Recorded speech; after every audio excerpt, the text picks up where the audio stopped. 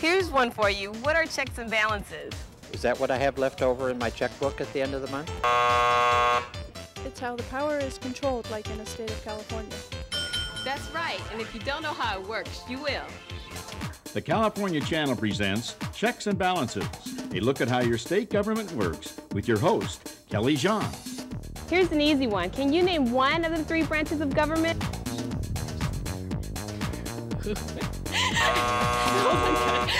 Senate. The Assembly. The legislative branch? That's it. The legislative branch is one of the three branches of government. In California, the legislative branch is broken down into two equal but separate chambers called houses. One house is the Senate and the other is the Assembly, and together they're called the Legislature. The Legislature takes the people's ideas and writes them down into laws. Ideas like, the purpose of government should be to protect the people's natural rights of life, liberty, and property, and that no king or king should have absolute power. or Separating powers of government among different branches will ensure that no one branch will have all the power, and each branch should represent the interest of a different group of the people. working within the California State Constitution, the legislature has the power to create rules and laws we must live by for the common good of all the people in our state. Rules like which side of the road we drive on, how old you need to be in order to vote, or how long we must go to school and what we should learn. Okay, let's name another branch. That's easy. City Council. The governor, I know that. Getting warmer. The executive branch. Yep, the second branch is the executive branch. And this branch of government contains all the elected officials of the state, including the governor, attorney general, treasurer, and secretary of state. This branch upholds the laws passed by the legislature and manages the affairs of California. The governor of California is the head of this branch of government. And can you name the third branch of government? The Supreme Court. The judges. Is it the courts?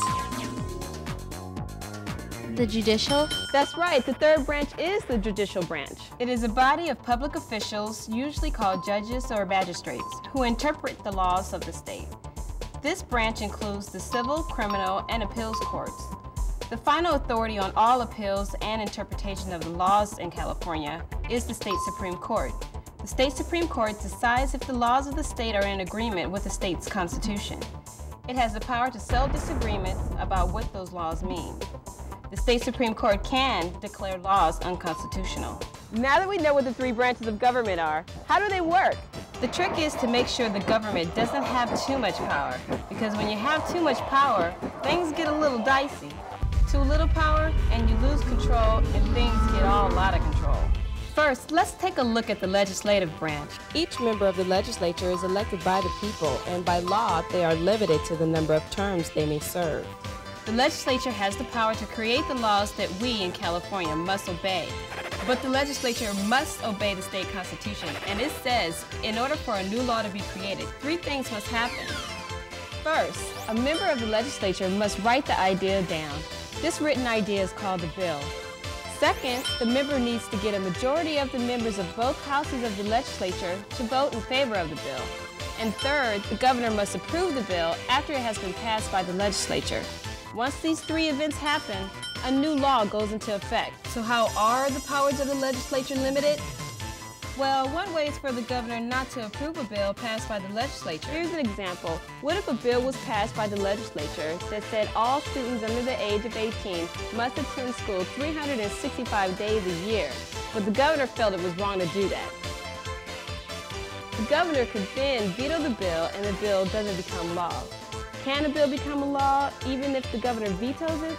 It can, but it's not easy. The legislature can vote again on the bill, and if it passes by a 2/3 majority of the full legislature, a bill can become a law. While it's rare that a governor's veto is overturned, it does happen. A recent example of a bill that was passed after the governor vetoed it was in the 1970s. The legislature believed that when certain laws were broken by someone and they were found guilty, the punishment for breaking that law was death. The governor did not approve of capital punishment, so he vetoed the bill. But the people of the state, with their representatives in the legislature, believed so strongly that capital punishment was needed to deter crime that 2/3 of the legislature voted to override the governor's veto. When they did, Capital punishment became a part of the laws we all must live by. Another way to limit the power of the legislature is found inside the state's constitution. It says that the legislature could not pass laws that unfairly limit your basic rights. What does that mean? Well, let's suppose a law was passed by the legislature and signed by the governor that said you cannot drive a car unless you belong to a certain religion. How do you protect your rights in cases like this? Well, listen up, this is cool. Remember the judicial branch in the state Supreme Court? Well, they have the power to declare the laws made by the legislature to be unconstitutional. You would ask the court to look at this law to see if it violated the rights you were given under the Constitution. The court would then look at the law, and if they agreed with you that the law did violate your basic rights, it would say that the Constitution does not give the legislature the right to pass that law because the law is unconstitutional. When the state Supreme Court finds a law to be unconstitutional, the law must be removed and not enforced. Now, let's take a look at the executive branch. Remember, the executive branch is made up of many elected officials. The governor is the head of the government, and the governor has the power to control the legislature by vetoing bills. The governor has the power to appoint people to important state government positions, but the legislature must approve of everyone the governor appoints. If they don't approve, the governor has to appoint someone else. The governor has the power to make deals with other states and nations, but the legislature must approve of each agreement before it can become final. The governor has the responsibility to prepare the state budget, but the legislature can make changes in that budget. And both the governor and the legislature must agree on the budget before it becomes official. The Attorney General has the power to enforce the laws passed by the legislature and the governor, but they can't go around arresting people just because they have the power to do it. So, to prevent the abuse of this power, there's a few things you need to check. 1, that a law was broken. 2, that the person arrested did it. And if it's not proven in a court of law, they must be set free. Which brings us to the third branch of government, the judicial branch. This branch is made up of all the courts in the state, and their main function is to settle disagreements between individuals and the government. And these disagreements come from just about everywhere. From the traffic courts. Oh, this reminds me of that ticket I forgot to pay. Oh well. Where was I? From the traffic courts all the way to the highest courts in the state Supreme Court. And it's the state Supreme Court that can say a law is unconstitutional. And how do we balance the power of the judicial system? Well, that can be done in a couple of ways. First, the judicial system is made up of people who must have a minimum experience in the legal field. Second, they are appointed by the governor for a 12-year period. And third, they need to be confirmed, not only by the legislature, but by the people too. And we do that through the election process. It is the people who decide if the governor has appointed the right people to interpret the state constitution to see that the laws are made by the legislature and the governor, enforced by the Attorney General, and that these laws protect the people's natural rights. See, that's all there is to it. I told you it was simple. A letter from one of our viewers. They write, Kelly, I watch your show every day, but I'm confused. What if the people want to pass a law and the legislature and the governor don't get around to passing it? What happens then? Signed, John Public. You know, somehow I just knew this question would come up. So earlier today, I spoke with the 23rd governor of this state, Hiram Johnson, to ask him what he knew about this issue. Kelly, for the first 60 years that California was a state, we had the same type of checks and balances in the state's constitution that were put into the United States Constitution. But around 1911, it was clear that some corporations had too much power and influence over the governor, the legislature, and the courts. So we decided power to the people. And just how is that going to work? Well, in 1911, we made it possible for the people themselves to enact laws through the initiative process. And they can veto laws through the referendum process, and they can throw elected officials out of office through the recall process. The people can use each of these powers simply by collecting signatures on petitions.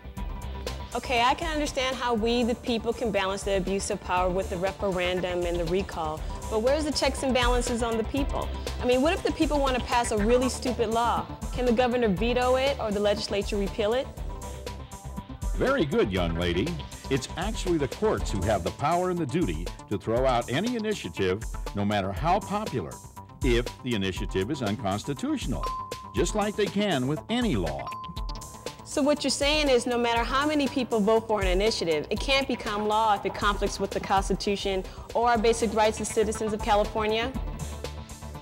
Yep, that is correct. Back to you, Kelly. Thank you, Kelly, and thank you, Governor Johnson. See, I told you it was that easy. So I ask you, how many branches of government are there? 3. Right, and how do we keep it all running smooth? We create a state government with a separation of power between the 3 branches of government, a system of checks and balance so that no one branch of the government will have all the power, and that the power is firmly in the hand of the people of the state of California. I feel very proud that the people of this fine state and nation took the idea that I brought forth onto the scene, right. and that they took this idea and made them their own.